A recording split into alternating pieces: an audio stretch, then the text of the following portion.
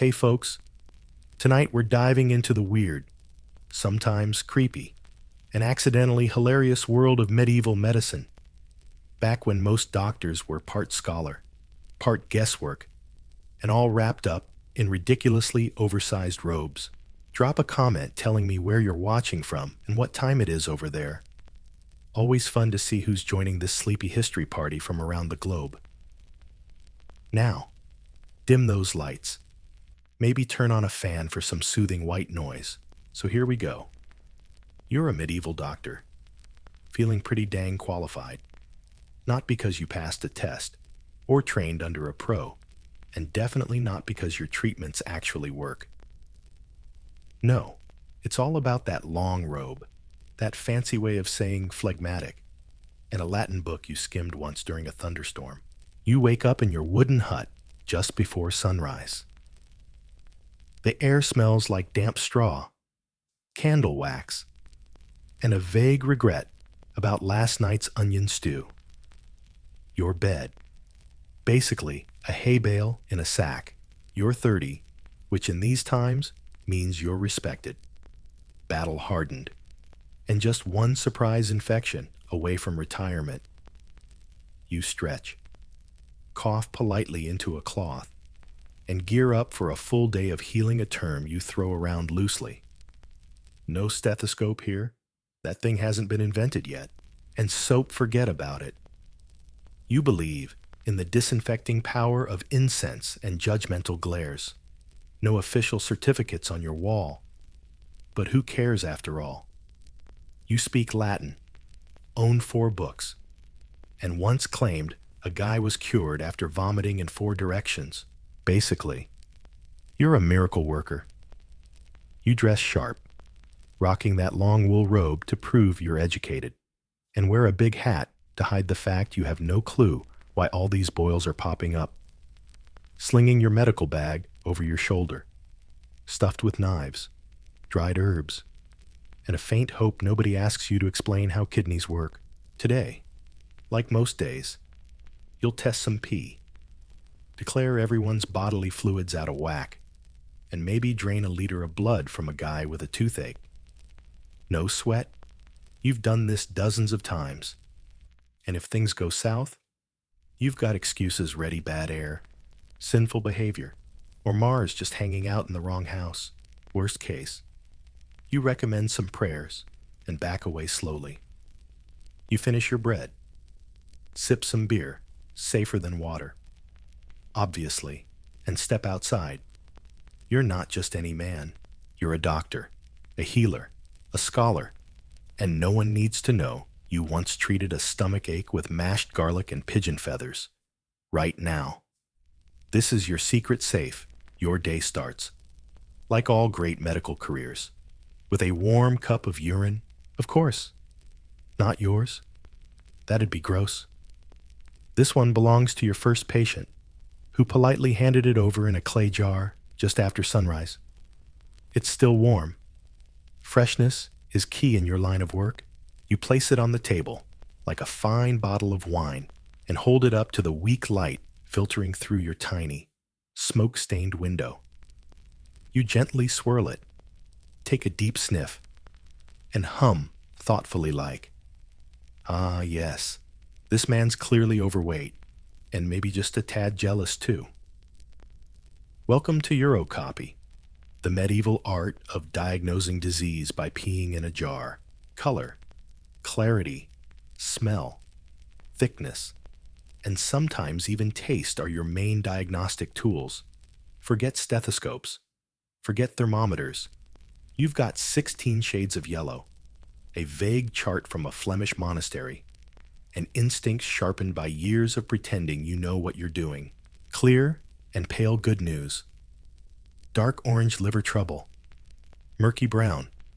Probably anger issues or a punishment from Mars. Blue witchcraft. No doubt. If the urine's foamy, the patient's probably a goner.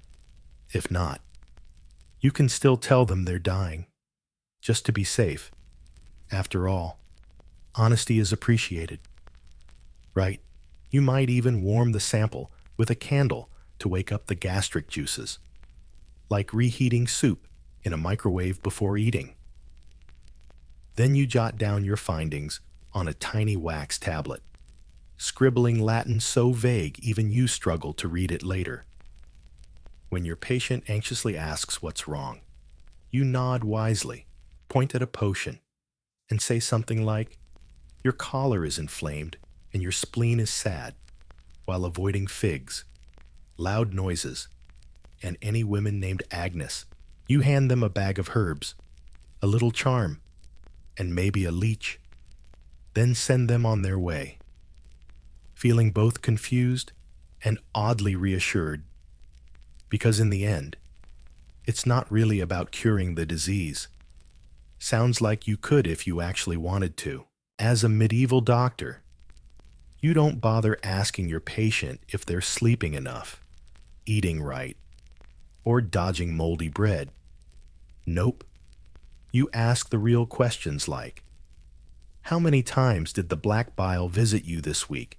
Because everyone knows your body is ruled by 4 sacred fluids: blood, phlegm, yellow bile, and black bile.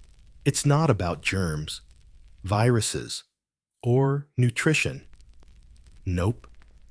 It's all about nonsense from the future. The human body is basically a boiling medieval soup pot, and your job, make sure no ingredient takes over. Say your patient's angry and red-faced. Obviously, too much blood. How to fix that? You drain some out.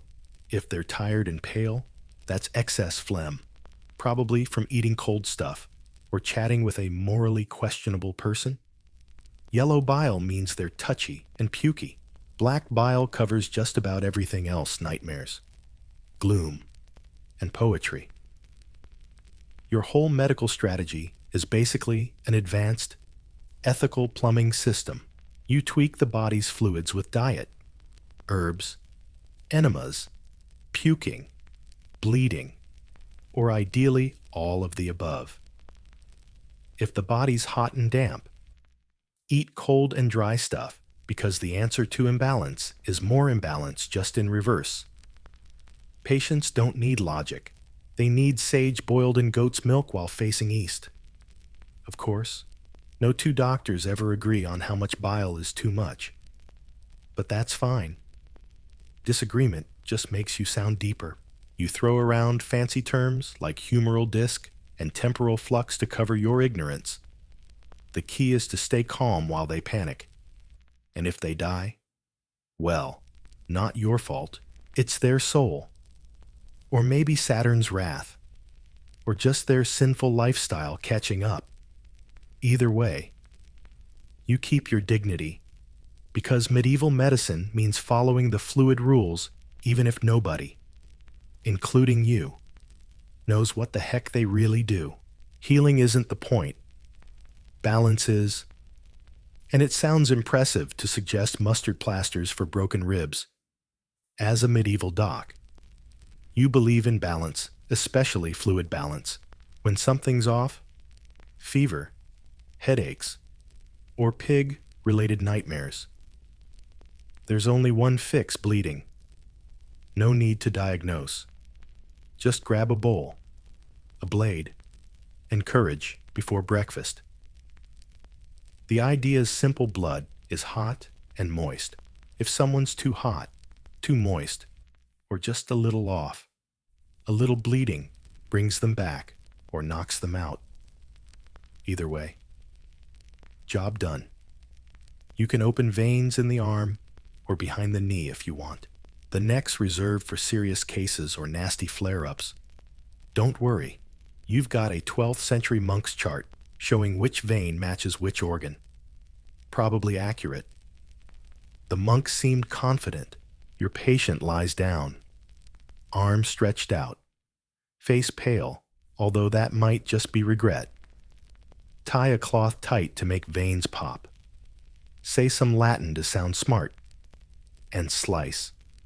Blood flows. You nod solemnly. Your assistant faints. You catch the blood in a ceramic bowl. No fixed dose, just enough to stop the whining or start the wobbling. Some docs claim they can diagnose by blood's thickness or smell. You pretend you can too. Sometimes you swap the blade for a leech if you want something quieter, more flexible, and way less hands-on. Leeches are silent, reusable, and always hungry. They're great listeners too. When done, you bandage the arm, offer some light beer, and tell them to rest but not too much. Laziness kills flexibility.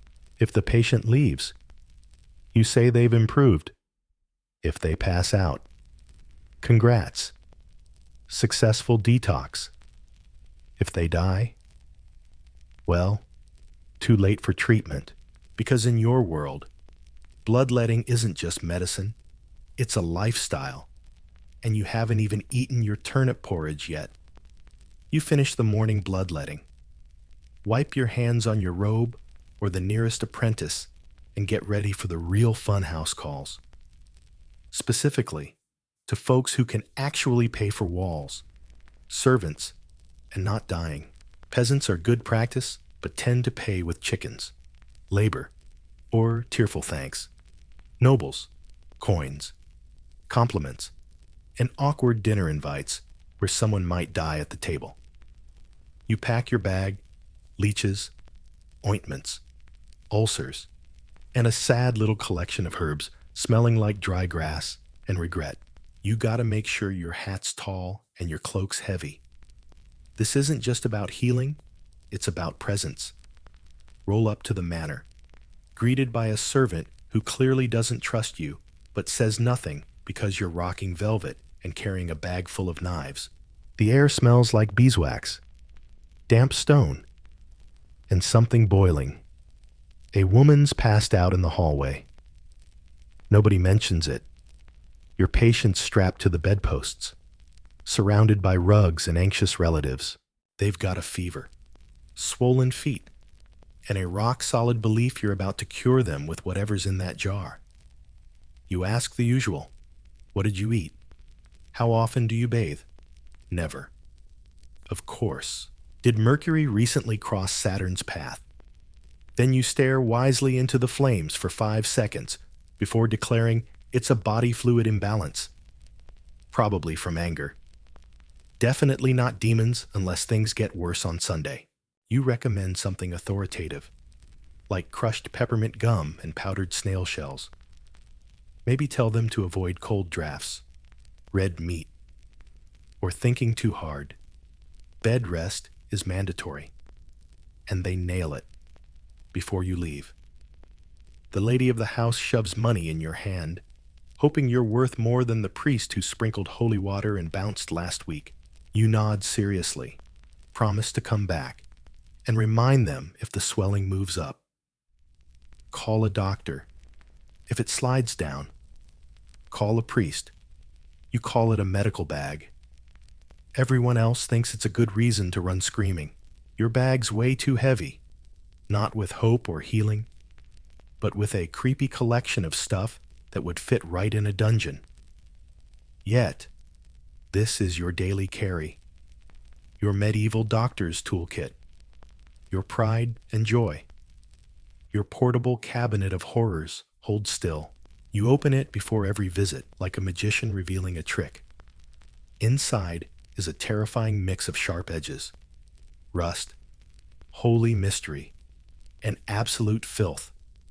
First up, your knives, not surgical scalpels. Just real knives, sharp enough to tear skin, but not sharp enough to inspire confidence. One for cutting, one for draining, one for spreading soft cheese at lunch because why not? Then there are hooks for yanking infected teeth or extracting stuff that shouldn't be there. You've got amputation ulcers, a metal rod for sealing wounds with fire, and a scratched skull for headaches, obviously caused by trapped souls in the brain.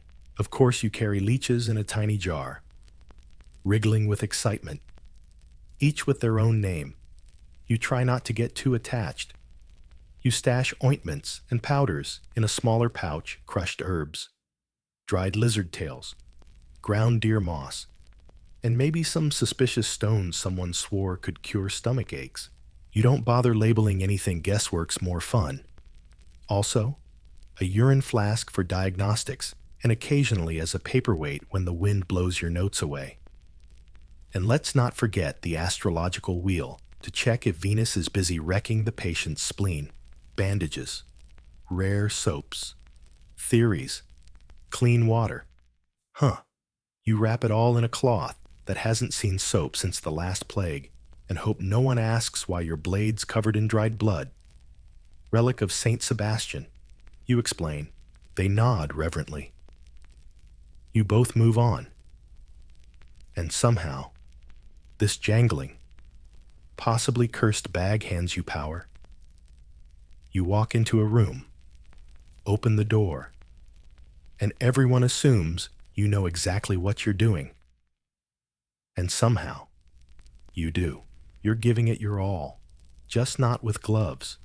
You enter the sick room, see the pale, sweaty noble lying in bed, and immediately consult the most reasonable medical authority the heavens. Yep, you're not just a doctor, you're a connoisseur of human misery. And, in your world, no diagnosis is complete without checking if Saturn's opposite or if Jupiter's throwing shade right now. You grab your trusty horoscope chart, covered in symbols that'd make any modern science teacher shudder. Aries rules the head, Pisces the feet, and everything in between is neatly divided on the zodiac like a medieval chessboard. If the patient's got a stomach ache and the moon's in Virgo, that's bad news. Not for you. For them, you nod slowly, dramatically. The patient's eyes go wide as you mutter about Mercury retrograde near their liver. You explain the stars control the flow of bodily fluids. Mars causes fevers. Saturn brings gloom. Venus, the queen of inappropriate swelling and awkward family drama. Timing's everything. You wouldn't dare bleed someone during a full moon. Everyone knows that's why you faint naturally and have marriage troubles, and pray to God no one gives birth during an eclipse. Because basically, you're just asking the kid to grow up all rigid and fragile.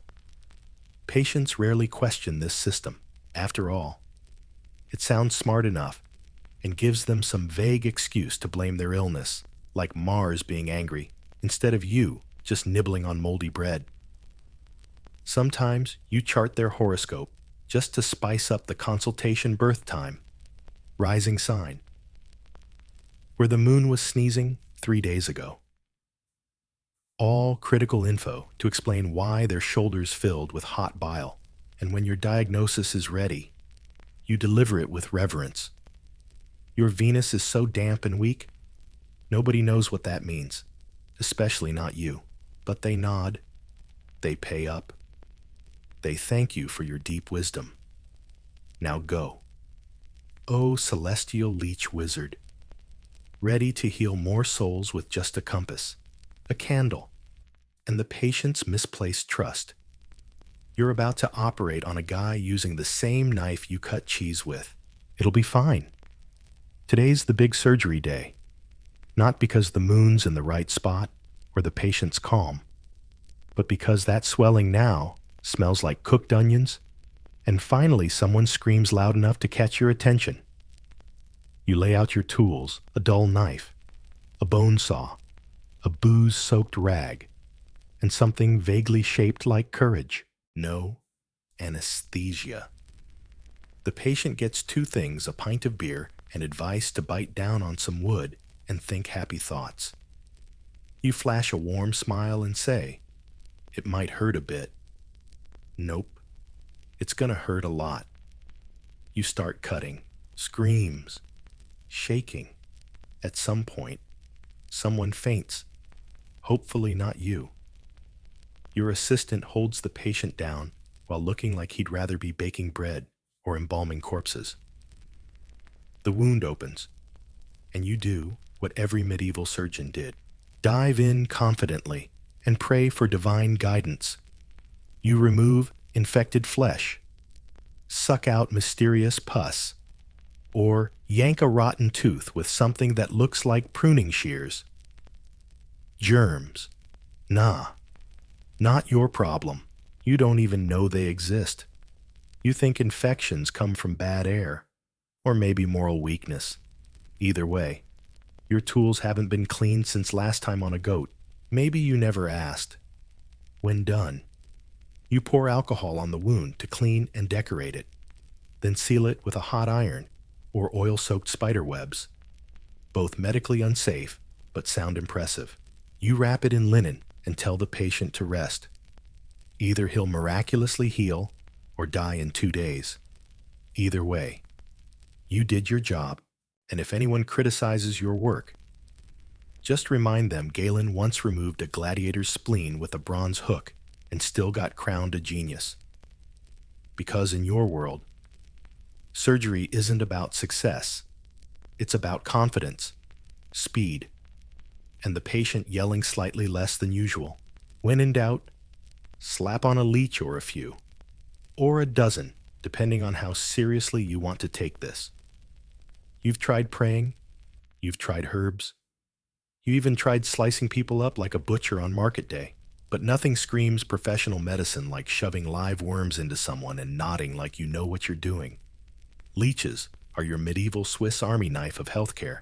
Fever leeches, headache leeches, swollen ankle heartbreak, shakes from some mysterious ghost leeches, and more leeches. You keep them in a tiny jar, or, as you call it, the wriggling magic cup. They're kept moist, happy, and well fed. Hopefully not too full. Nobody likes a lazy leech. Of course, the patient's skeptical. They see a slimy black worm and think you're nuts. But you assure them it's an ancient, sophisticated ritual only scholarly men in fancy robes use. You don't mention some of those men were guesswork monks or barbers just trying to distract clients from the sock stench. You pick a healthy, plump, energetic leech, eager to suck blood like a tiny gothic vampire. You slap it on skin, usually behind the ear, or on the wrist, where veins peek out and wait. If it latches on fast, you smile and say, "Ah, good." The leech agrees with your imbalance.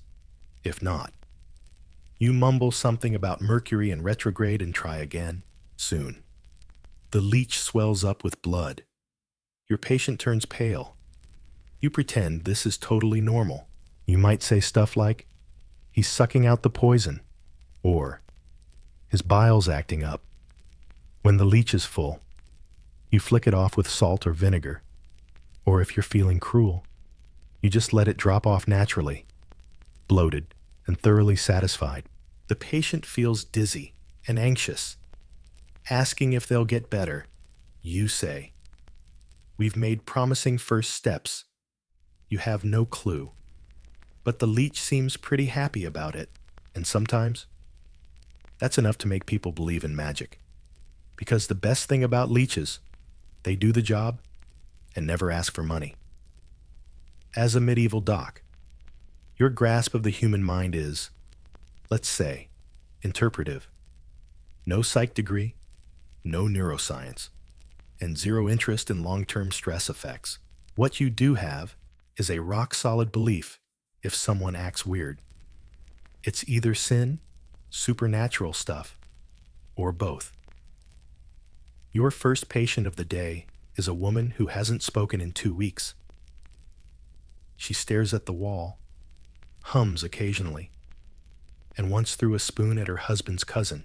To you, there's only one explanation. She's possessed by spirits, maybe a whole bunch of them. You perform your standard diagnostic ritual. You ask if the priest's free. Sprinkle some holy water. Light a candle that smells faintly of despair and goat grease. Then, dead serious, you tell her family she's got melancholia from eating too much black honey or a little demon named Gregory. Of course, melancholia is the catch-all for sadness, anxiety, introversion, poetry, and any woman who reads too much. Your treatments include herbal compresses, bloodletting, mandatory prayers, or if things get really bad, an exorcism for the truly crazy. There's always the local monastery or madhouse, basically a fancy barn with a lock and some hay. Patients there usually get cold baths, beatings, and Bible shouting. The theory's simple if their mind's broken. Scare them back to normal. Some doctors try drilling holes in the skull to let the spirit escape. You've never tried it, but nod respectfully when others mention it. Bold move. Of course, women get special treatment. If she's too emotional, it's hysteria because her uterus is wandering around like a bored house cat. You recommend soothing herbs, cold compresses, and stopping overthinking. Maybe marriage or a pilgrimage. If she gets better, it's God's blessing. If not, well, God's call. Either way, your conscience is clear. Because in your line of work, mental illness isn't a medical condition. It's just a huge inconvenience, and your job isn't to understand it. It's to survive it without catching it. You stroll into town with a tall hat and some Latin phrases. Just finished sipping aristocratic elbow juice. You're definitely the smartest guy alive, or at least nearby. Then disaster strikes. Your patient also visits an apothecary. How dare they? Apothecaries are basically medieval pharmacists, but bolder and less regulated. They grind herbs, boil roots, mix mysterious pastes, and somehow actually help people. This drives you nuts. They don't quote Aristotle. No star charts. Just regrettably scented meds that actually work. Meanwhile, you're a university-trained doctor, or at least you have a book that says so. You don't do grunt work like weighing powders or boiling bark. Your job is to point at stars, talk about humors, and throw out vague ideas. Let the apothecary explain what moon-cooled tonics mean. Still, patients trust them? After all, these potion makers live in town, know everyone's secrets, and haven't accidentally bled anyone to death this week. Their shop smells like thyme and honey, not burnt bandages and desperate clove oil. Competition's fierce. You think they're just herb healers. They think you're a high-paid guy who thinks he's a god. You accuse them of poisoning patients with folk remedies. They accuse you of mumbling for 4 silver coins. Your spleen's in rebellion. Sometimes you reluctantly cooperate. You prescribe a treatment so vague it's basically a feeling. And they whip up something that might help, but definitely won't kill anyone. If the patient gets better, you take the credit. If not, you quietly hint the apothecary didn't boil the mandry gland long enough. Of course, nobody really wins here. The patient ends up poorer. The town gets a new health rumor, and the local priest claims it was divine intervention. But at least you keep your dignity. Because in medieval medicine, you don't have to be effective. You just need to talk louder, richer, and scarier than your rival. You don't need to know how plants work, just which ones shut the patient up for a bit. You're a medieval doctor, which basically means you're automatically an herb expert, mostly because everyone assumes you are, after all. You own a book with faded ink drawings of plants, a few dry leaves in a pouch, and the confidence of a guy who once told someone to eat sage to heal a foot wound. Today's patient shows up with internal chaos, which could mean stomach pain, emotional suffering, or maybe demonic possession.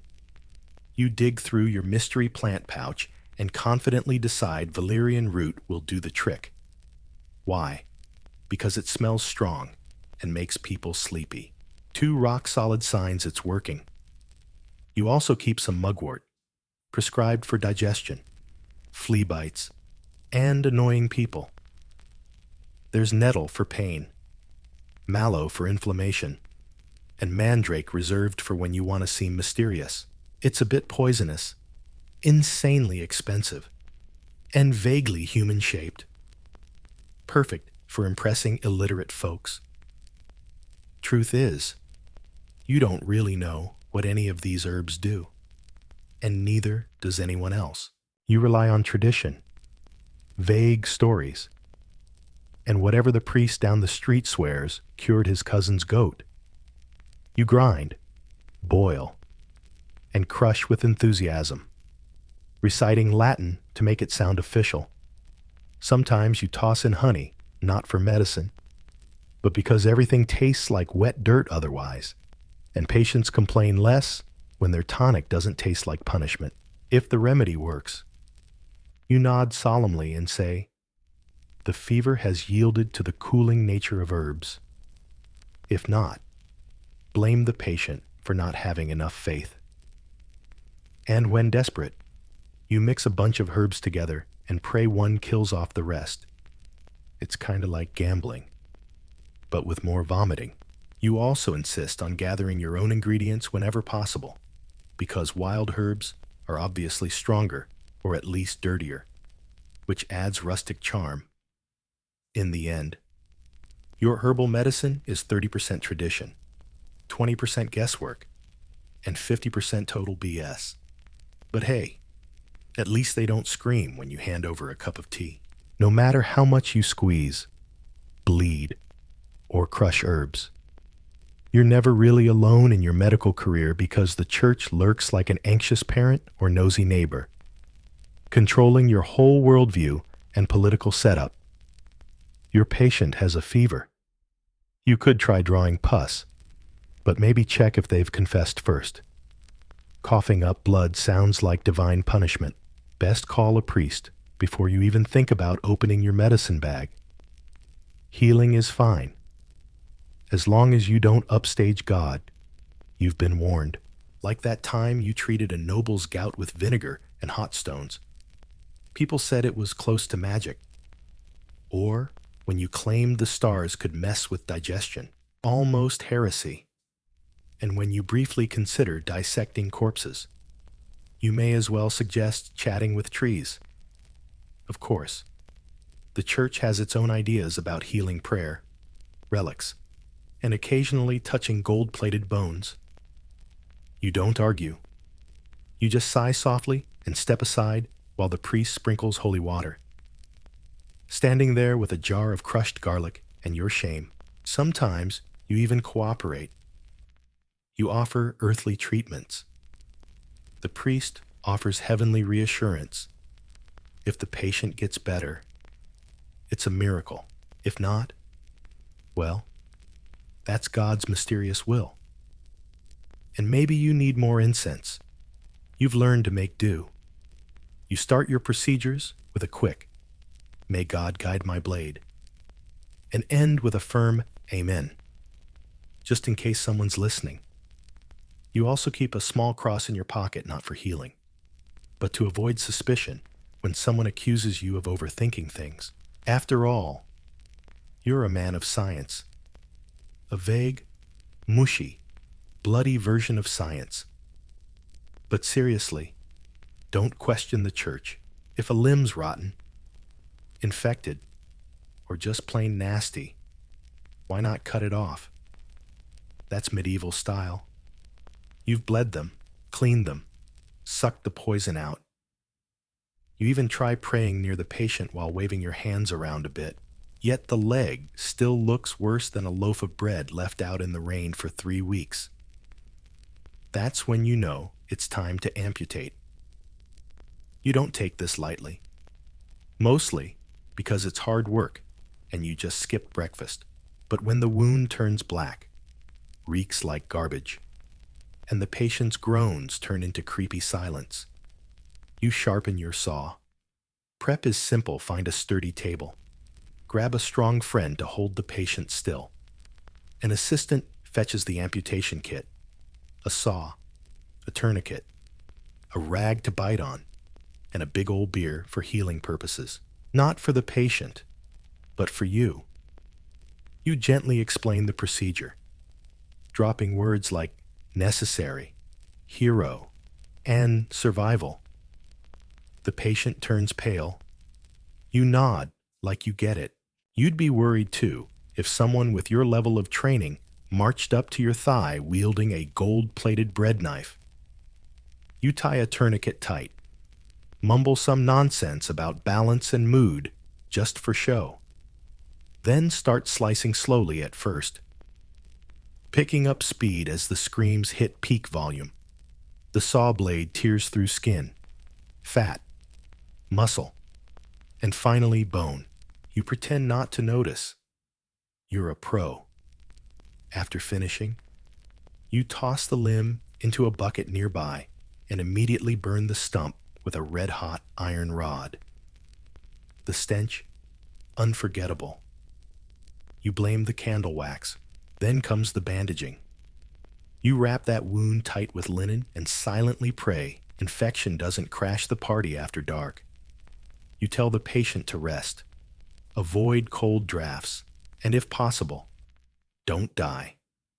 If they survive, you're basically a miracle worker. If they don't, you solemnly declare that the rot has reached the soul. It's a brutal trick, really.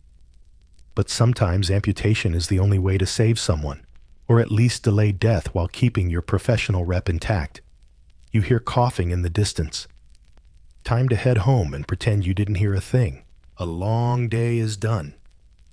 You've drained blood, argued with apothecaries, slapped leeches on at least 3 confused souls, and chopped off a leg with all the grace of a drunk carpenter. You're ready to call it a night. Then you hear it a wheeze, a rattling breath, a cough that sounds like it crawled up from hell itself. You freeze. Your apprentice freezes. Even the leeches look stressed. Only one explanation fits. The plague is back. You've seen it before. Swellings, black patches, onion stench, and doom. You remember the last time it swept through your barber surgeon buddy, fled town in a horse-drawn carriage, and your favorite baker just vanished. You grab your mask, not because it works, but because it makes you feel better. Stuffed with dried flowers, vinegar-soaked cloth, and misplaced confidence. You don't get the whole germ theory thing. But you know, if the sick get too close, you mysteriously stop being a doctor. You quickly pack up your tools. No time for goodbyes. You mumble something about moon phases and fasting as you leave the village. The thing is, medieval medicine had 0 real answers for the plague. You can't bleed it out. You can't push it away. And you definitely can't yell at it to surrender. Your treatments range from herbal burning to torching entire neighborhoods. One of those sometimes worked. You consider writing down your findings, but wisely decide against it. Better not to remember you ever suggested garlic water as a cure for humanity's doom. Instead, you'll head to the countryside, maybe visit a monastery, maybe learn winemaking anything but open wounds and suspicious moans. Because, as a medieval doc, you know when to treat, and more importantly, when to vanish. The leeches wiggle in agreement. The stars signal it's time. And your cloak smells like burnt basil and regret. You disappear into the mist like a medical wizard without answers. And the townsfolk, they'll say, he did everything he could. Technically true. He just did it from a very safe distance. Now imagine walking into a grand medieval church, tall stone columns like trees, incense wafting through the air, stained glass windows casting holy light on the pews. Usually, you'd expect solemn monks chanting Latin and bishops in royal robes. But not today. Today, there's a guy wearing a bishop's hat up front, and he's drunk. His robes flip backward. His face is smeared with ash and dust, and he's blessing the crowd by sticking out his tongue and turning his back to the altar. Welcome to the Feast of Fools, one of the weirdest medieval church spectacles ever tolerated, held annually around New Year's, especially in France. The Feast of Fools is a sanctioned chaos party. The idea is simple. Take the stiffest institution in medieval Europe and flip it upside down for a day. Choir boys dress as clergy. Low-ranking clerics elect a foolish bishop or a chaotic lord who presides over mock masses full of pranks, flatulence, and sometimes barnyard animals. Imagine the gatekeeper becoming CEO for 24 hours, doing everything backwards, blindfolded, and wasted. That's the level of absurdity we're talking about. But here's the crazy part. The church didn't just allow this. They organized it. In fact, these festivals were often run by the church parishes themselves. Why? Because rigid social hierarchies need a pressure valve. Life in medieval France was basically a big, suffocating chokehold. Peasants obeyed lords, priests obeyed bishops, and everyone obeyed God. Otherwise, the Feast of Fools was the only legal excuse to scream, laugh, and mock everything oppressing them. Think Mardi Gras crashing a church party. People paraded the streets, wearing masks, playing pranks, singing dirty songs, and shouting blasphemies with the gleeful immunity of total goofballs.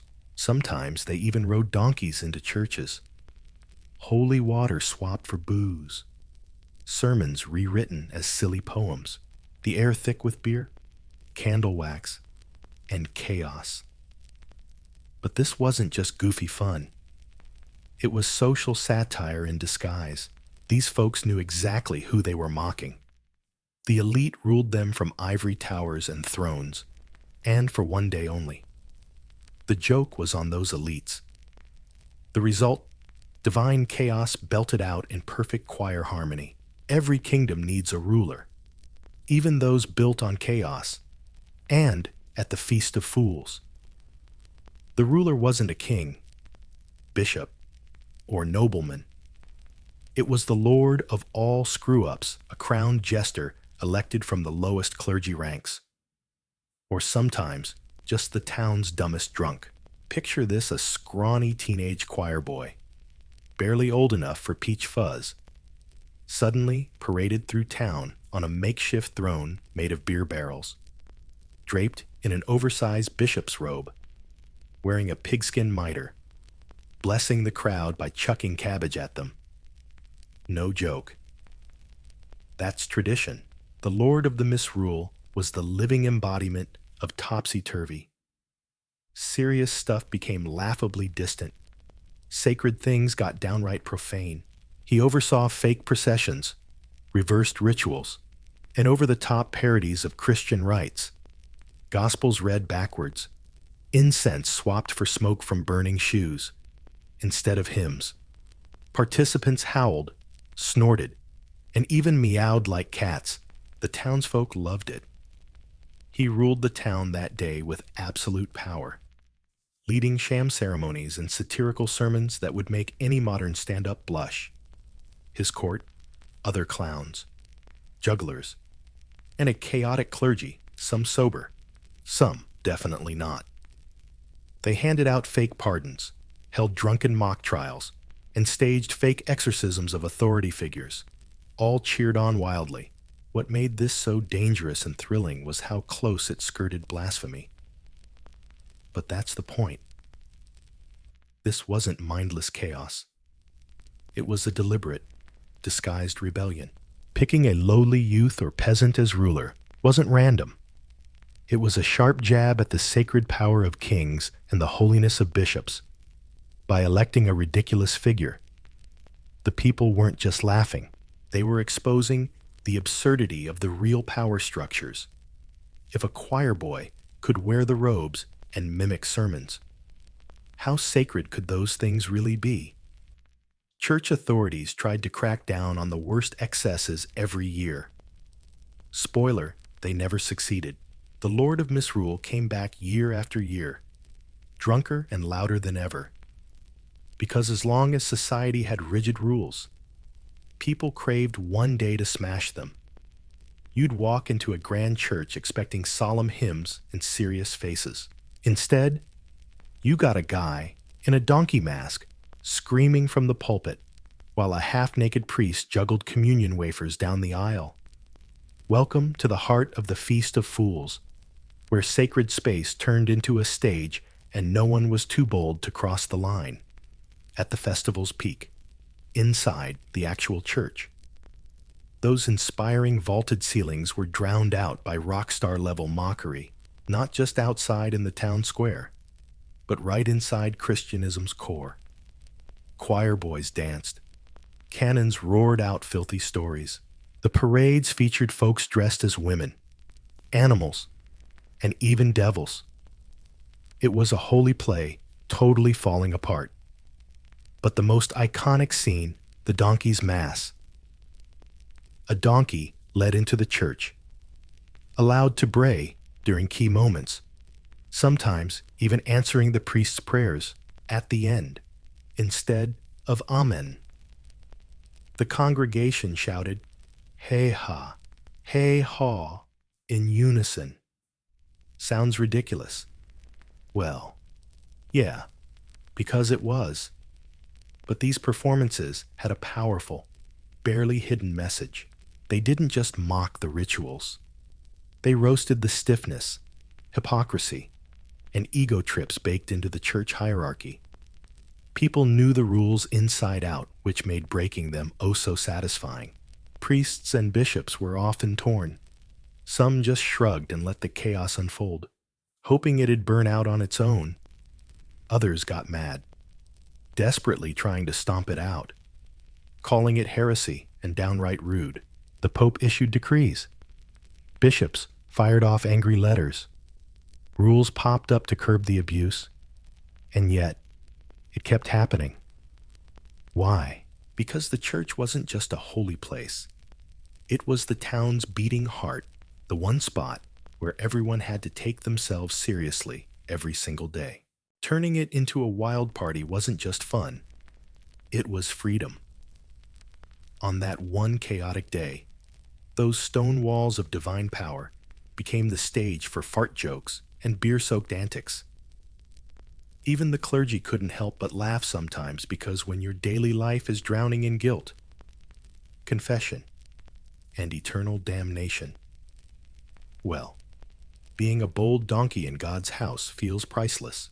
So, what made medieval French humor tick, dressing up as bishops to fake an exorcism on cheese, or preaching nonsense Latin while rocking underwear on your head? At the Feast of Fools, humor wasn't just allowed, it was a weapon, aimed squarely at the social glue of rituals. The mimicry was surgical. Participants knew the Mass by heart because they had to. Most were deacons, junior clergy, or choir boys. Translation: they understood the liturgy well enough to twist it into a joke. The results were ridiculous, blasphemous, and so spot on, it was hilarious. They twisted prayers into crude rhymes, turned psalms into drinking songs, and preached about gluttony, lust, or the holiness of booze. This wasn't just slapstick. These were thinly veiled commentaries on the growing gap between clergy and the people. When a spoof mass swapped incense for the smell of poop smoke, it wasn't just for shock value. It was a critique. Like that notorious fake blessing of sausages during a mock Lent ceremony, complete with solemn hymns and holy gestures. In another stunt, a fake bishop blessed the crowd while peeing into a bucket hidden under his robe. Offensive. Definitely, but it made a point. If the church claims to be spiritually superior, but wallows in earthly vices, why not call it out? Fake relics paraded down the streets, chicken bones, boot heels, pig teeth treated like holy artifacts, and worshipped with over-the-top piety. The message was loud and clear. We see what you're doing, and we can do it too. For ordinary folks, it was a shock. For the church, it was a crisis. But this mockery was also a form of participation. It proved that even in rebellion, people were deeply tied to religious life. They cared enough to mock, and they mocked because they understood. It was a kind of indirect devotion, a way to wrestle with divine authority through laughter instead of obedience. But not everyone was laughing. Church officials saw these acts as spiritual poison, blurring the line between parody and heresy, and over centuries, their patience ran out. Still, for those pulling it off. The Festival of Fools wasn't just mockery. It was medicine laughter in the face of a rigid, immovable system. With a festival this outrageous, crude, and obviously disrespectful, you'd think the church would shut it down immediately. Right? Nope. For centuries, they didn't. In fact, the very people who complained about its cruelty on Sunday often helped organize it on Monday. Why? Because here's the dark secret of the Festival of Fools. The clergy needed it too. Life inside the church wasn't just candles and scripture. It was harsh, boring, and stressful. Many priests joined young, swearing chastity and obedience, spending their days reading prayers, copying manuscripts, and keeping rigid routines that could break your spirit. The Festival of Fools offered a rare release. Just one day a year, when even priests could ditch their suffocating piety robes and let their hair down, sometimes literally. Many deacons and low-level clergy were expected to join in. Some even looked forward to it. It was their moment to shine, to perform, entertain, and just enjoy themselves. No consequences. They mocked their superiors, church politics, and religious fakery from the inside. Sure, it was irreverent, but it was also deeply clerical. The ones who understood the church best were the ones turning it into a circus. And honestly, some bishops just turned a blind eye because, hey, it was easier to let a day of chaos slide than to deal with secret rebellions or simmering grudges. Better to laugh once a year than stay silent and miserable. Right, there were even rules about how much sarcasm was allowed. Of course, unofficial, but still kinda understood. It was like a game with invisible boundaries. Push too hard and you'd hear about it. But play it smart and you'd get a wink and a beer. Not everyone in the church was on board, though. Reformers started yelling that this festival was a disgrace to Christian dignity by the late Middle Ages. Preachers screamed from pulpits that demons were dancing among fools. And one day, the laughter echoing through churches would be replaced by cursed wail songs. But the truth lingered, whispered in monasteries and chapels. Sometimes those who wore crosses by day had to don clown hats by night just to keep sane. Outside the church, madness spilled onto the streets. The Feast of Fools wasn't just a clergy inside joke. It was a full-on community rebellion painted in slapstick. Bakers quit baking. Blacksmiths joined the parade. And housewives crowned themselves queens for a day. Every alleyway echoed with singing, laughter, and the occasional drunken contest to see who could burp the Lord's Prayer loudest. Shops closed up. Markets turned into makeshift stages. People swapped workwear for ridiculous costumes, clowns, devils, animals, or distorted versions of authority figures. Mock trials popped up where folks were charged with crimes like being too serious or not knowing how to dance. Punishments included getting slapped or paraded through town wearing nothing but a bedsheet and a chicken on their head.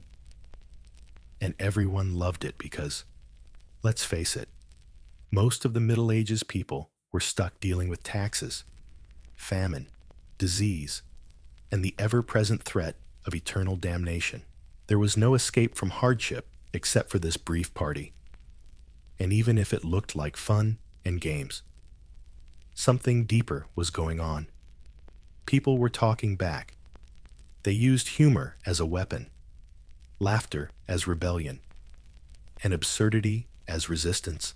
No one was safe. Kings, lords, even the Pope could be portrayed as a drunken puppet in a cart, dragged through the mud by giggling kids. These were bold, even dangerous acts, but behind the jokes, satire gave the powerless a voice, and wrapped in comedy, they could say exactly what they thought about their rulers. Even kids got in on it. In some towns, they'd elect a child bishop who led a parade followed by fake clergy. Not just cute, this was a direct challenge to the hierarchy. If a kid could lead a procession, what made the real bishop so special? Of course, local authorities complained. Some towns tried to curb the excess, but trying to bring seriousness to this party was like trying to dry a flood with a cookie. The festival blurred all lines sacred and profane, ruler and ruled, reality and ridiculousness. For one glorious day, the world turned upside down, and nobody wanted it to end. But sadly, it couldn't last forever. By the late Middle Ages, the Feast of Fools caught the eye of more than local bishops and grumpy town officials. The church hierarchy in Rome started scrutinizing what was going on right inside their own sacred halls, and they were not amused. Imagine the horror holy churches turned into drunken theaters, mass twisted into crude farce, and young clerics bowing before statues of the weeping Virgin Mary. The mockery crossed from tolerable to downright scandalous, and worse. It wasn't dying out, it was getting more creative. Popes began issuing edicts condemning the festival, calling it blasphemy, devilry, and a threat to Christian order. The harshest blow came in 1445, when the church in Sens, one of France's oldest and most respected archbishoprics, officially banned the feast. Other regions followed. Penalties hit participants hard. Clergy caught mocking rituals risked losing their holy orders. Towns that allowed the celebrations were warned they'd be excommunicated. But the party didn't die quietly. Even with official bans, underground versions thrived. Everyone just shifted the celebration into alleys, private homes, or disguised it as some other holiday. The festival's spirit survived in other parties, like costume balls and Mardi Gras, where masks, mockery, and roasting the powers that be stayed front and center. And honestly, the church didn't just kill this festival because it was offensive. They killed it because it was dangerous. When peasants mocked priests and choir boys parodied bishops, it blurred the line between respect and rebellion. Laughing might seem harmless, but in a rigid world, it's a weapon. It pierces the sacred aura of authority. And once you laugh at something, it's hard to fear it the same way anymore. By the 1600s, the Feast of Fools was mostly wiped off the official calendar. No blessings, no approval, no safety net left. But its legacy stuck around. Masks, chaos, laughter all came back in new forms because you can stop a party. You can ban a tradition, but you can't kill the idea that sometimes fools see the truth clearer than priests. So the church cracked down. Cathedrals went silent, and the Feast of Fools disappeared from public history. But if you think that spirit died, think again. The fool just changed costumes. As the Middle Ages gave way to the Renaissance, that festival energy spread into new cultural arenas, stage plays, costume balls, satire, and masked performances. In fact, if you've ever watched a Mardi Gras parade or seen a Shakespeare play where the court jester tells the king some hard truths, you're witnessing the long shadow of the Feast of Fools. The medieval fool wasn't just a clown. He was a symbol of upheaval, a legit critic of the rulers. He said what couldn't be said, mocked what couldn't be touched, and danced in the face of authority. That tradition lives on, not in churches, but in pubs, town squares, and guerrilla armies. Ironically, even the church started borrowing the fool's tools. Jesuit plays and morality dramas began using humor, irony, and role reversals to teach spiritual lessons. The same tricks once used to mock the masses were now recycled to control them. Hilariously ironic. Right. Meanwhile, secular Europe turned costume balls into cultural powerhouses. Writers like Rabelais, with his weird sense of humor and topsy-turvy worlds, captured that festival irreverence. Court officials kept roasting kings. Masquerade balls let nobles pretend to be beggars. And beggars pretend to be saints, if only for a night. So the party never really died. It just decentralized. It split into dozens of traditions, each carrying a bit of that old madness. Laughter echoed from the altar to the stage. Masks moved from churches to festivals. And the message questioned power. Mock pomp. Turn the world upside down remained intact. It also left a more rebellious legacy. During revolutions in France and elsewhere, satire became a political weapon. Songs, cartoons, and performances mocking kings and clergy did what fools once did in the nave of Notre Dame. That fool may have traded his donkey for a printing press, but he still whispered rebellion behind that big, goofy grin. Because the Feast of Fools wasn't just a holiday. It's the idea that laughter can be sacred, mockery meaningful, and for just one day. The world's rules don't apply. The Feast of Fools may be buried in history books, but its message echoes through the centuries. There's power in absurdity. For one brief, joyful day, the powerful got roasted, the sacred got mocked, and the powerless took control, not with swords, but with laughter. It wasn't just a party. It was a total medieval worldview flip. In a time when hierarchy was holy and everyone had a place: king, bishop, peasant, priest, the feast asked a dangerous question. What if the whole system was a joke? What if a bishop's hat looked better on a donkey's head? What if peasants made better popes? Of course. The reason the feast worked was because it ended. Everyone knew the clock would strike midnight. Cloaks would come off, and fools would go back to sweeping floors. But that brief break in reality made everything else more bearable. It was like a spiritual pressure valve, a little accepted madness that kept the bigger, everyday madness from exploding. And in modern times, we've inherited that spirit without even realizing it. Every April Fool's joke, every stand-up comedian roasting politicians, every wedding parade mocking the powerful, they all owe a debt to some loudmouth French priests yelling in grand cathedrals. Even in the digital age, that legacy lives on.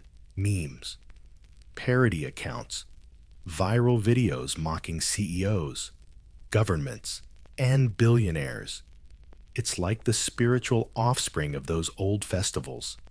Different tools, same drive, same laugh. Because sometimes, the only way to survive in a world built on power, fear, and control is to flip the script, mock authority, make fun of what we're told to respect. And that's exactly what the Feast of Fools did in medieval Europe. A reminder that kings are just mortals. Bishops are human too, and nothing is too sacred to be ridiculed. in the end. The jester was never just a clown. He was a mirror, reflecting the face of power. And on one glorious, chaotic, wine-soaked day each year, the world stared into that mirror and saw the truth. Not holy, not perfect, just human. Imagine getting an invite sealed with the Pope's badge, handed to you by a uniformed servant on horseback. You're summoned to dine with Pope Alexander V VI, head of the Catholic Church and notorious Borger clan patriarch. This isn't just any dinner, it's the dinner. And all the heavy hitters will be there: diplomats, merchants, nobles, cardinals, and maybe a few hired assassins in disguise. You dress carefully, wondering if this is your big break or the end of the line. Because a Borger feast isn't just a meal. It's a stage. Behind the wine, music, and silk-covered tables swirls a storm of ambition, lust, and blood. Every toast hides a secret agenda. Every smile masks calculation. And every guest knows that one wrong word or one wrong cup could be their last. The stories around these dinners are legendary. Some say Pope Alexander dined beneath frescoes of naked gods, while musicians played seductive madrigals, and Lucretia Borgia, dripping in jewels, flirted with rival kings. Others whisper about secret doors, hidden passages, and servants trained not just in manners, but in silence. And then there's the poison. Poison. If you listen to the rumors flooding Rome like sewage, you'll hear about poison rings, powders, and almond-scented wine. Some swear Cesare Borgia, the Pope's charming but ruthless son, carried a vial of canarella, a legendary, slow-acting toxin ready to knock out rivals in the desert. True, or just jealous enemies, propaganda hard to say. But that's the scary part, no one's sure. And that uncertainty, that's Borger's genius. They create an aura of threat wrapped in velvet. A guest might enjoy truffle-stuffed pheasant while staring down the man who ordered his cousin's murder, and everyone smiles. Because saying no to a Borger invite is riskier than saying yes. A Borger feast isn't just thrown together. It's meticulously crafted. Every dish, every candle, every glass of wine is chosen to overwhelm the senses and blur the line between awe and menace. This isn't a meal. It's a power show designed to dazzle, seduce the mind, and quietly remind visitors exactly who runs Rome. Starting with high-ceilinged halls lined with carpets, floors strewn with rose petals, and tables covered in gold-plated dishes, once owned by defeated kings. The air is thick with incense, resin, and the spices of slow-roasted meat. The light doesn't come from torches. It's from Venetian glass chandeliers casting a warm, magical glow over everything. And the food bland. The platters are piled high not to eat, but to admire: pheasant stuffed with figs and almonds, figs soaked in honey and imported cinnamon, entire boats of oysters hauled from the coast, fresh enough to still be alive. The dishes piled high, not for eating, but to be worshipped like art. Guests are expected to feast with their eyes first, then savor the luxury. But this isn't gluttony, it's strategy. By treating guests like gods, the Borgers controlled them. No one's ready for war when their bellies bursting with roast pheasant and orange marmalade. And wine. Oh, the wine. Flowing from fountains chilled with snow from the Apennines, poured into goblets etched with the Borger bull. Servers top off your glass before you even notice it's empty. Toasts ring out nonstop for the Pope, for Rome, for beauty, for peace. But behind those raised glasses, eyes were watching. Who drank?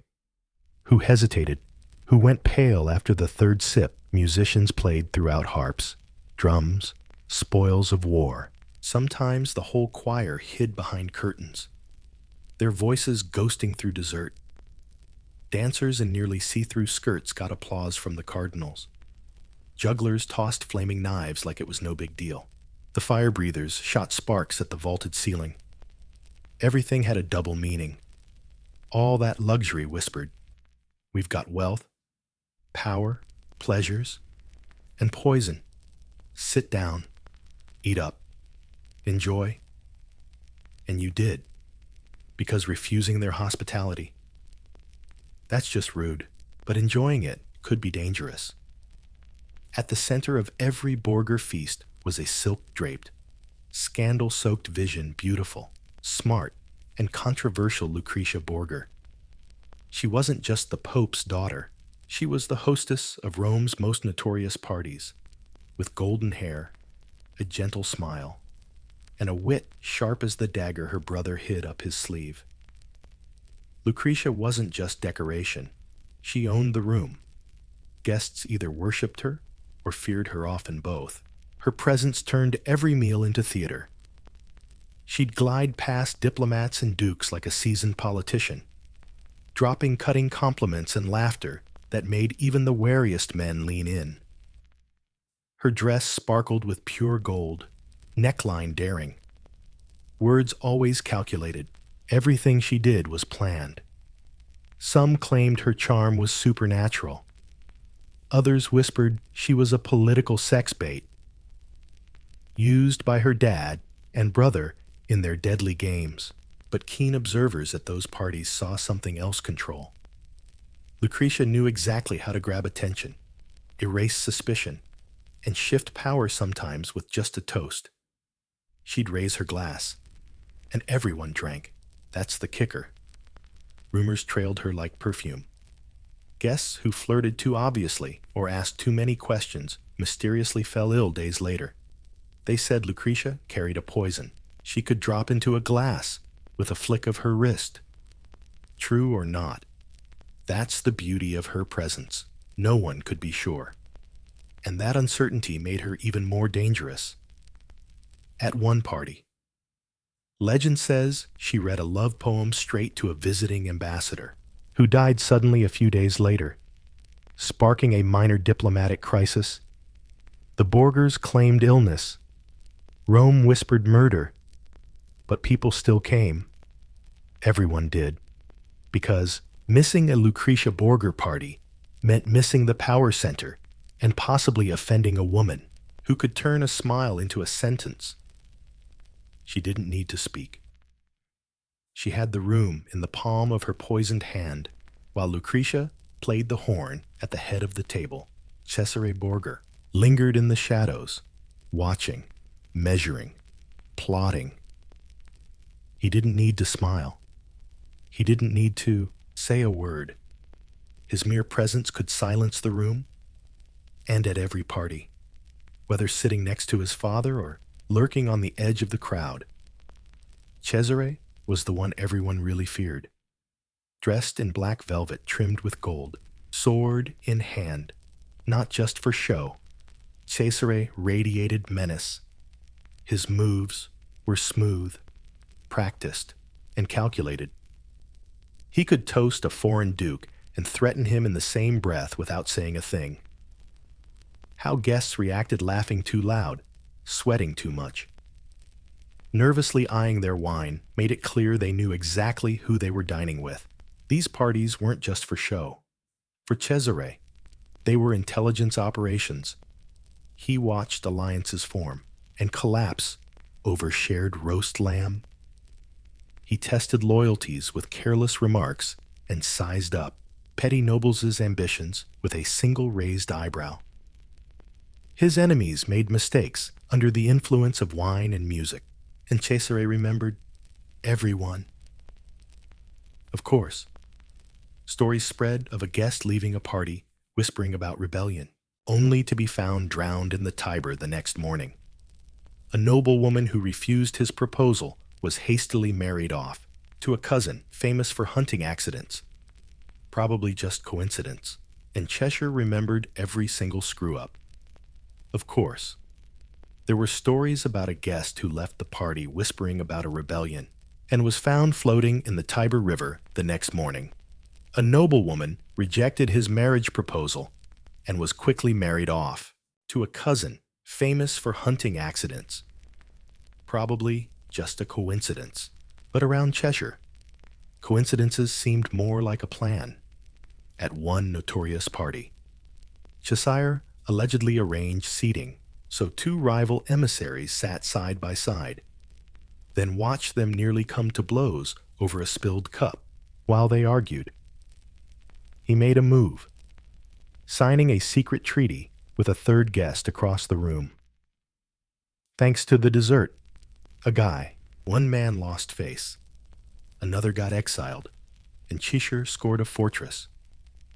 He preferred action over chit-chat, but when he spoke, it actually meant something.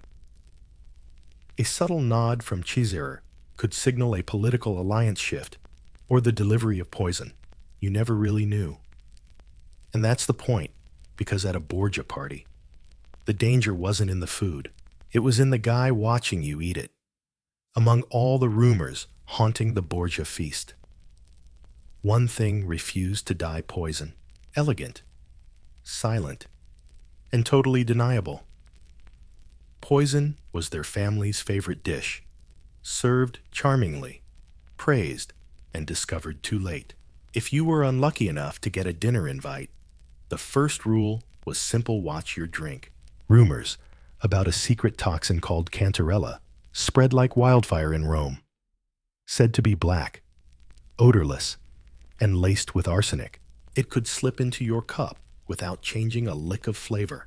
Victims didn't clutch their throats or collapse mid-dessert. Nope. They left the party smiling, then dropped dead a day or two later, writhing in gut-wrenching pain like their insides were on fire. The perfect crime, undetectable and delayed. And who got blamed?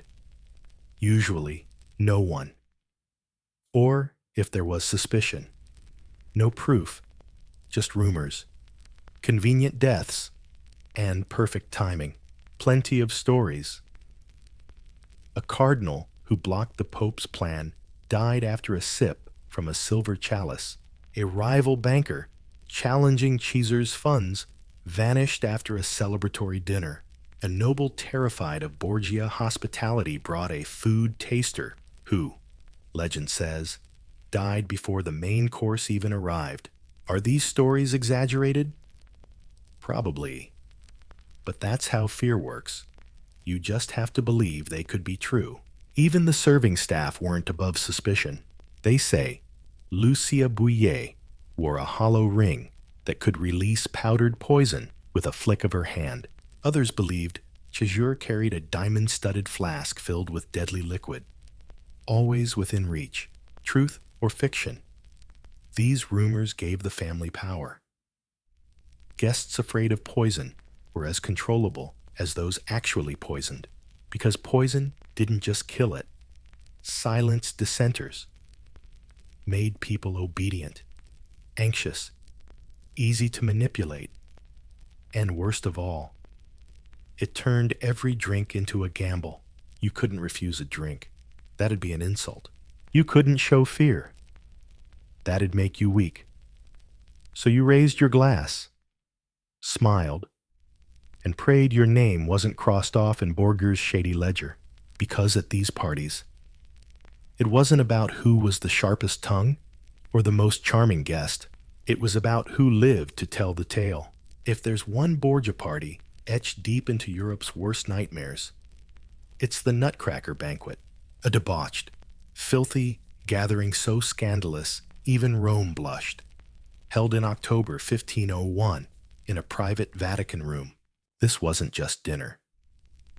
It was a carefully staged orgy masterminded by Caesar Borgia and approved, if not downright enjoyed, by his dad. Pope Alexander VI, contemporary sources, including diarist Johann Burchard, described the event in jaw-dropping detail. 50 carefully selected courtesans, chosen for their beauty, were brought into the hall and told to strip as night fell. Their task: pick up chestnuts scattered on the floor, using only their mouths. Guests, many clergy and nobles, watched from plush velvet cushions, wine glasses in hand, tossing coins and hurling insults. The floor sparkled with candlelight and sin. Food was served amidst the entertainment: whole roasted pigs, glazed fruits, and spiced egg tarts passed hand to hand as the room buzzed more with chaos than celebration. But this wasn't some meaningless pampering reserved for the rich. Nope. It was a power move, deliberately smashing all moral and religious rules right inside the papal court. The message was crystal clear. We answer to no one, not the church, not God, not Rome. Cesare was said to hand out awards to the men who performed best that night, judging authenticity like it was battlefield bravery. Whether Lucrezia took part, still up for debate. Some say she watched. Others insist she staged part of it. Some even claim she wasn't there at all. But that connection alone was enough to stain her name for generations. Many historians think this whole event was blown way out of proportion, twisted by enemies trying to smear the Borgias. And maybe that's true. But the very fact stories like this stick to a pope and his kids says everything about the reputation they built. Because even if only half of it's true, the nut party was more than just a party. It was a warning. At a party, joy is power. Spectacle is politics. And no sin is too big to flaunt, especially when the Pope himself is clapping along. Behind the silk curtains and overflowing wine glasses, something colder was lurking in: the Borgia party. This event happened right at the heart of the Vatican. Not in some distant palace, not a private villa, tucked away from judgment, but inside the sacred halls of the papal court, where cardinals prayed by day, they partied by night, where saints were honored in marble, sinners danced under chandeliers. This wasn't hypocrisy, it was strategy. Pope Alexander VI, born Rodrigo Borgia, understood one thing better than any of his predecessors: appearances are everything. So he made sure his legacy would be unforgettable. His parties weren't just lavish. They were designed to blur the lines between sacred and secular, testing the limits of papal power. If he could turn the Vatican into a glittering theater while still holding the keys of St. Peter, who could dare challenge him? The sound of revelry flooded frescoed hallways, echoing through chapels and courtyards. Religious paintings looked down on plates piled high and bare-shouldered courtesans. Cardinals dined with poets, spies, and mercenaries. The holiest space in the church became a den of domination. A visual reminder that under Alexander's rule, nothing was sacred except his will. Even foreign envoys got pulled into this game. The parties became diplomatic traps, chances to observe, listen, and manipulate. A single eyebrow raised from Cesare or a whispered word from Lucrezia at dinner could decide the fate of entire wars. And all of this happened beneath the magnificent ceilings of the Apostolic Palace. Outsiders were horrified. Reform voices rising across Europe quickly caught wind of these rumors. How could the Pope, Christ's representative, host orgies and masked murders disguised as parties? How could the house of God smell like roasted game and perfume? But that was Borgia's gamble. Rules so clear, no one dared challenge them. And for a while, it worked until it didn't. Because even the flashiest party has to end. Candles burn out. Guests leave. Wine runs dry. And in the silence that follows, the world starts to wonder. What did we just witness? A celebration of power, or its desperate final act? There's always a weird tension at Borgia parties. Beneath the flattery and laughter behind velvet curtains and golden cups, because everyone knows some guests won't leave, at least not the way they came in. It's the unspoken rule of every gathering. What happens at the table can change your future or end it. Sometimes, a guest would swagger in, cocky as hell, thinking they're untouchable, a rival noble, a troublemaking cardinal, a merchant who pissed off Cheshire in negotiations. They'd be seated with all the pomp, toasted with care, served like royalty. Then, poof, nothing. No violence, no scandal, just gone. A few days later, rumors spread. They got sick, disappeared, or drowned in a canal. Rome quickly caught on an invite from the Borgia was both a compliment and a threat. A few days later, the news spread. They got sick, vanished, or drowned in the canal. Rome quickly realized the Borgia family's invite was both a compliment and a threat. Some disappearances were pretty slick.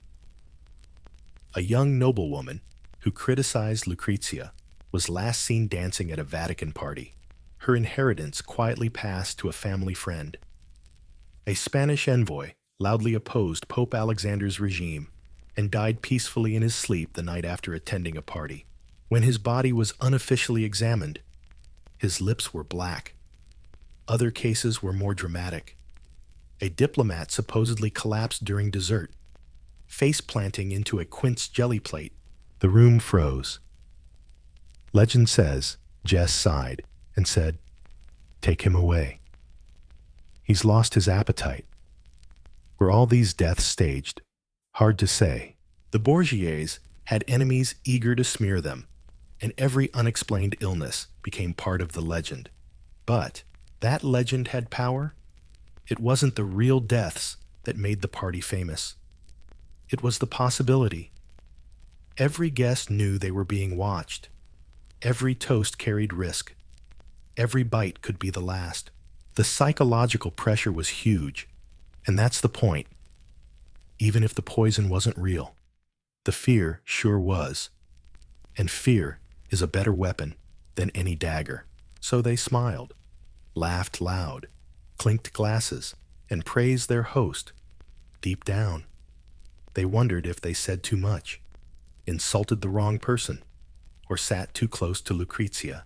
Because once you step into a Bura party, you're no longer a guest. You're a pawn on the chessboard. Like any party, the Bourge party eventually ends. But not with cheers or applause, with whispers, accusations, and collapse. By the early 1500s, the grandeur was crumbling from within. Pope Alexander VI was frail. Cesare, once unstoppable, grew reckless, and their longtime enemies had grown tired of the game. The knives were drawn. Alexander died suddenly in 1503, ironically. Some say he died from poison meant for someone else. Rumor has it, both he and Cesare got sick after sharing a meal, maybe at one of their own parties. Poetic justice. Right. The hunter taken down by his own method. Cesare survived, but was never the same. His power crumbled. Allies turned their backs, and he died in exile a few years later, bloody, broken, and far from the table where he once ruled like a prince of darkness. Lucrezia endured with curious patience. She left Rome, married a nobleman, and became a respected duchess. Some say she repented. Others believe she just got better at hiding her game than her brothers. But the parties, their real legacy, lasted longer than all of them. They became legend. Horror stories whispered in candlelit taverns, warning tales told by diplomats, inspiration for novels, operas, and TV centuries later. The image of a poisoned cup, a smiling pope, a floor scattered with chestnuts. it never really left Western imagination, because the Borgia family's parties weren't just indulgence. They were a metaphor, a feast where joy hid danger. Every bite could betray, and power never came without a price. The table was a battlefield, a chess game, strategy, guests, players, or pawns.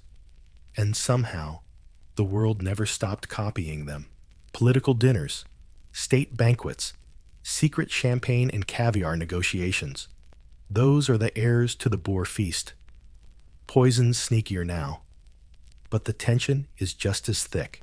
The hunter was undone by his own method. Cesare survived, but never bounced back. His power crumbled. Allies turned their backs, and he died a few years later in exile. Bloody, broken, and far from the table where he once ruled like a prince. Lucrezia endured with curiosity. She left Rome, married into nobility, and became a respected duchess. Some say she repented.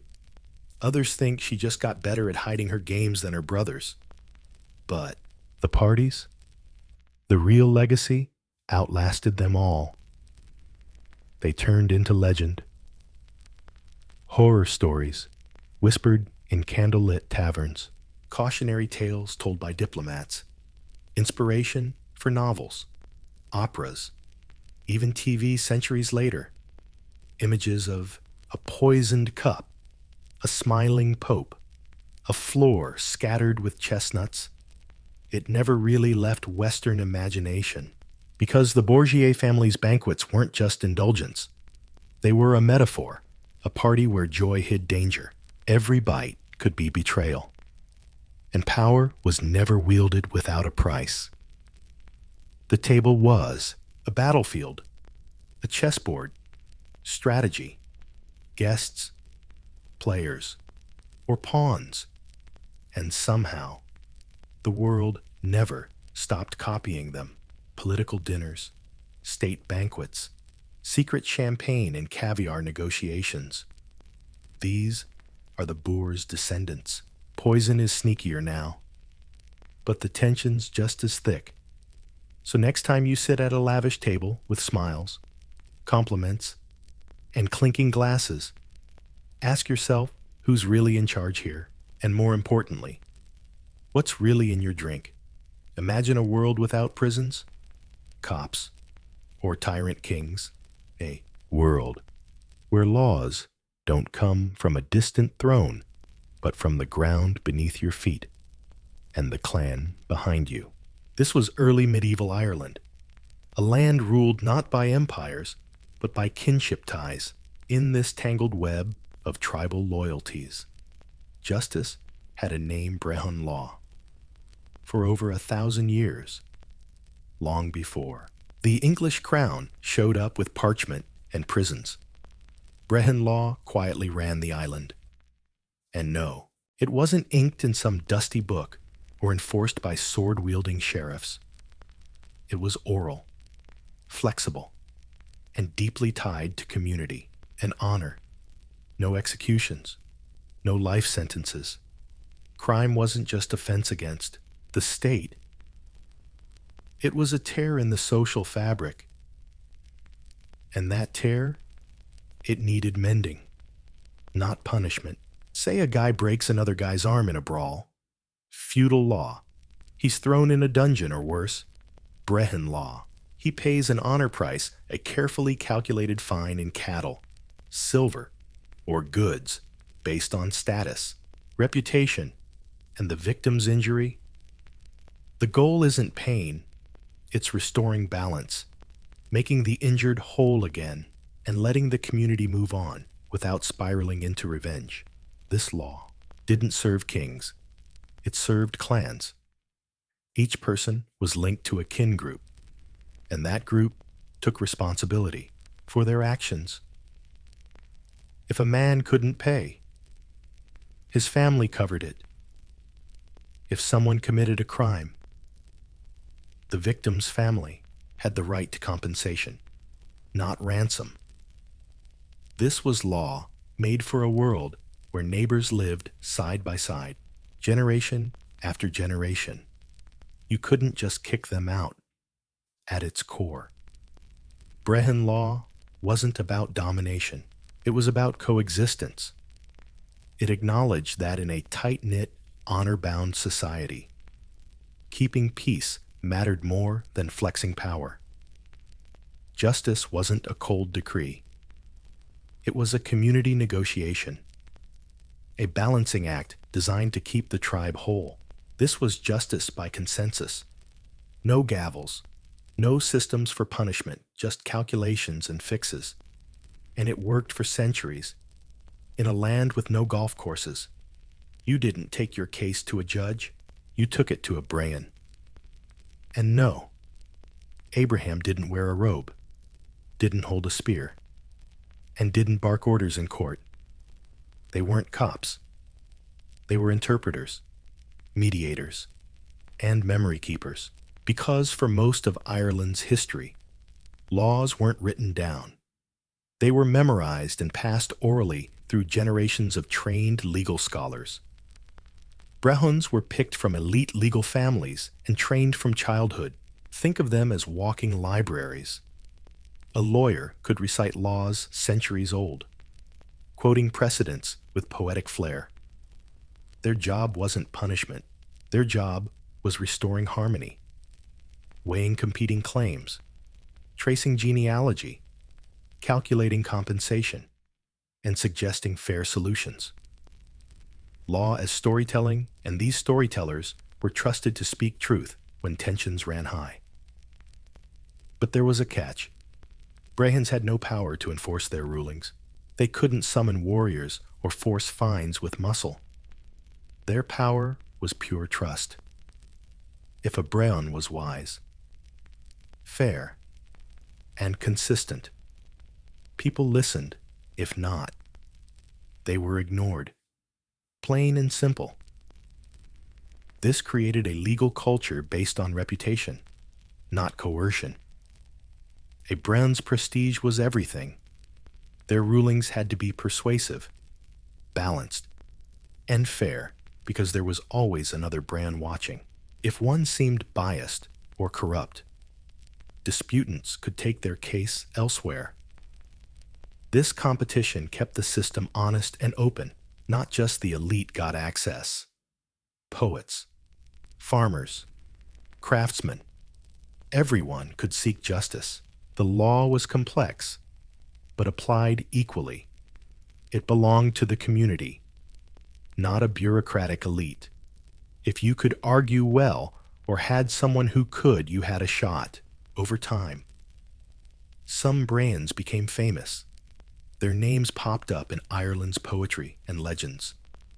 They were revered not for power, but for wisdom, for finding peace where others saw only conflict. So in a world of feuding clans and shaky alliances, Brehons were the living bridges not between guilt and punishment, but between families, egos, chaos, and consensus. They were respected, not feared. Imagine a legal system with no prisons, no chains, no gallows showing up in the town square. In medieval Ireland, there were no jail cells, because Brehon law didn't believe in locking people up. Justice wasn't about punishing the body. It was about healing the wounds between people, families, and the community. If someone broke the law under Brehon law, the goal wasn't revenge, but restoration. What's broken had to be fixed. Steal cattle. You'd better pay back the herd with interest. If you hurt someone, you had to pay an honor price, basically a fine based on their social rank and how badly you messed them up. Kill someone. Their family got a blood fine, carefully calculated to acknowledge the loss and stop more bloodshed. Not forgiveness without consequences, just a different kind of justice. This was justice designed for a society with no central government, no standing army, no police force. So instead, justice relied on clan pressure and collective reputation. refused to pay up, your whole family would suffer the fallout. Your honor would take a hit. You could get shunned, ostracized, or kicked out of society altogether, which in a tight-knit village was basically social death. Brehon law was all about keeping peace in a world where grudges could spiral out of control. It understood that revenge just fuels more violence. So instead of tit for tat, they built a system of calculated debts. Wrongs weren't wiped away, but acknowledged and balanced.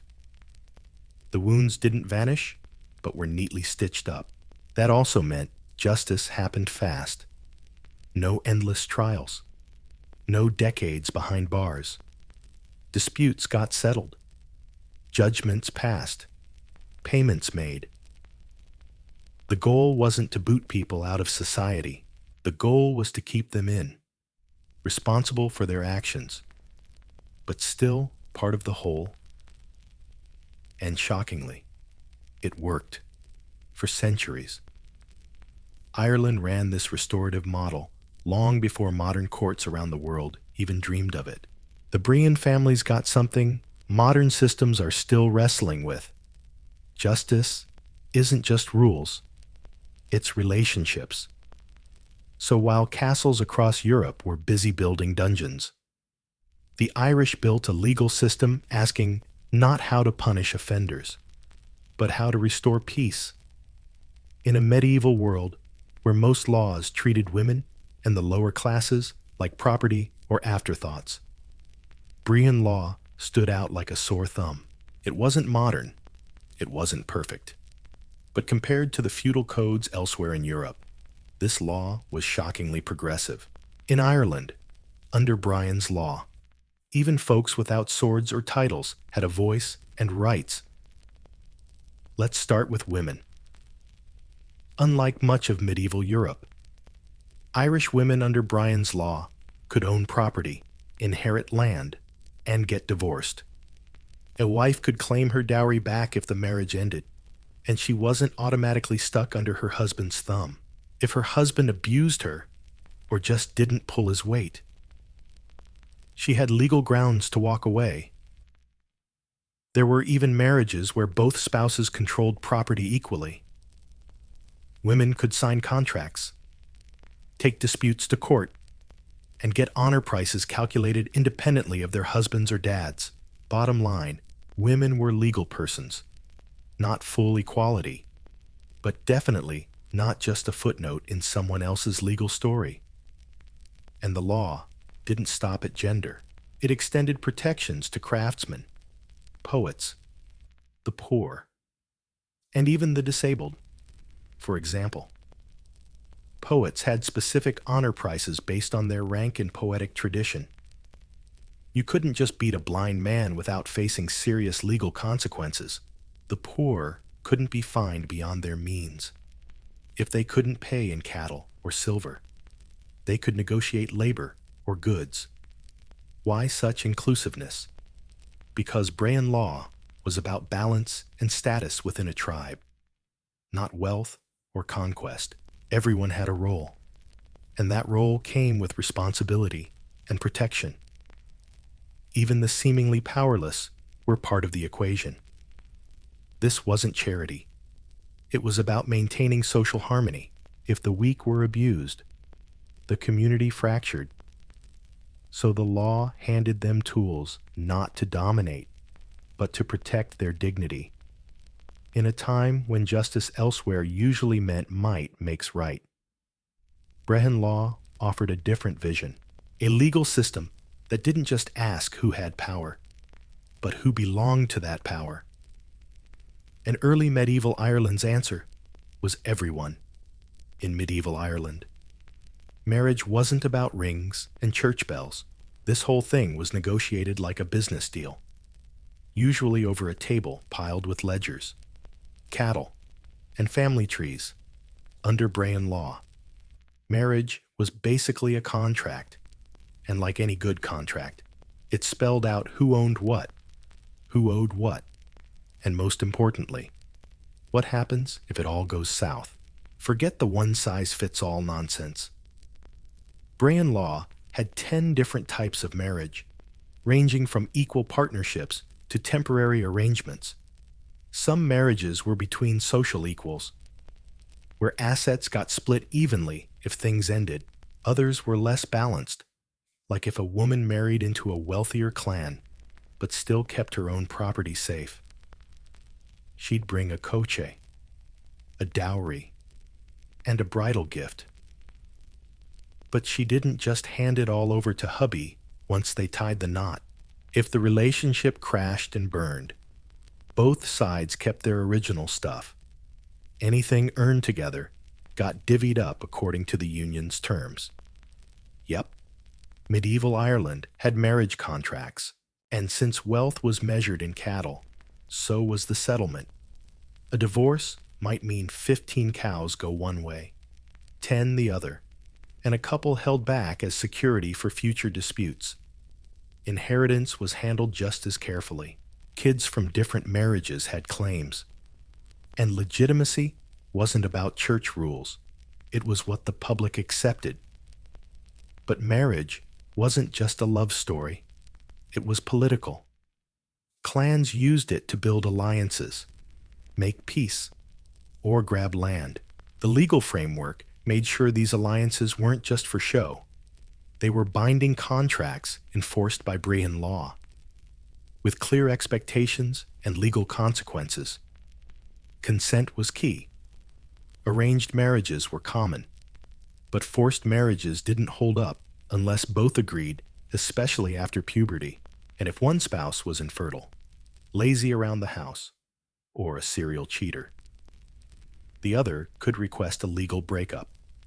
None of this was decided by priests or kings, but by brehons, the folks who calculated fairness case by case, based on customs, social status, and precedent.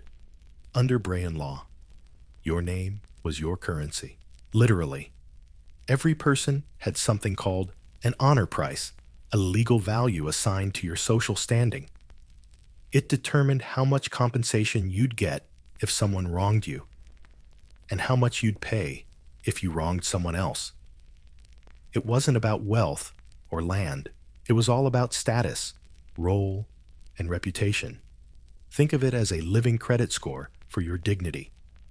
A chieftain had a sky-high honor price, same with poets, brehons, and master craftsmen. Farmers or freemen had more modest price tags, but it still mattered. If someone insulted you publicly or punched you in a fit of rage, they owed you compensation based on your honor price and if you committed a crime. Your fine wasn't just about the damage caused, it depended on who you were and who your victim was. It was justice personalized to the max. No fixed sentences. No generic verdicts. Everything was measured by social and economic importance. Honor wasn't just pride, it was legit currency. Protecting your rep wasn't vanity. It had real financial consequences. Gossip, slander, and public insults weren't just rude. They were crimes you could be taken to court for. If someone called you a thief or questioned your lineage without proof, they might have to pay you in cattle, silver, or goods. Repeat offenders could see their honor price slashed, a social downgrade that made every future deal way more expensive. This also made lying in legal disputes super risky. If you got caught fibbing, you didn't just lose face, you lost legal credibility, which meant your honor price dropped. Along with it, your ability to defend yourself, claim compensation, or join community agreements. But hey, there was a bright side. You could boost your honor price through service, loyalty, and contributions to your clan. A respected warrior, healer, or elder could legally up their value just by living honorably. In short, Brayan law turned justice into a moral economy. Your actions weren't judged by some faceless court. They echoed through your social world. Break trust, and you'd pay. Keep your promises, And you'd be rewarded because in early Ireland, your name was everything. To get Brehon law, you've got to understand what early Irish folks valued. It wasn't castles, coins, or crowns. Real power was land, cattle, and family ties. The three pillars holding up every legal decision, contract, and ruling in the Brehon world. Land wasn't private property like we think today. Nope. It was owned collectively by clans or communities. Families farmed the land, passed it down through generations, and guarded it fiercely. Individuals got usage rights, not ownership. So, if you bail on the clan, you lose access. Tough luck. Meaning land wasn't just about farming. It was about social glue. Your legal status was tied to your clan position. Meanwhile, livestock was money, wealth, and livelihood all rolled into one. Everything from tips to fines was measured in cows. Legal texts even listed the value of specific injuries. 1 wounded cow, 5 cows with broken bones. More if you killed a prized bull. Hurting someone else's livestock meant damaging their property, triggering automatic compensation. This wasn't just accounting, it was social glue. Every deal, every legal fix aimed to keep the community balanced. Livestock wasn't hoarded, it circulated, acting as both compensation and alliance-building tool. Giving cattle wasn't losing wealth, it was investing in peace and obligations. Then there's kinship, the invisible string tying it all together. Under Brehon law, you were never solo. Your acts impacted your family, and your family caused your debts. Screw up. And your relatives pay the fine. If someone hurt you, your kin would help collect. Disputes weren't just between individuals, but clan-level negotiations. This collective responsibility was a powerful motivator for good behavior. Nobody wanted to bring shame or debt to their people, but it also meant justice was personal. You weren't just punished by the system you paid with your own bloodline. So when Brehons judged a case, they didn't just ask what happened. They asked whose land was affected, whose cattle were harmed, and which clan now bore the weight of justice. Early Irish law was never about individuals alone. The goal: keep clans and lands intact.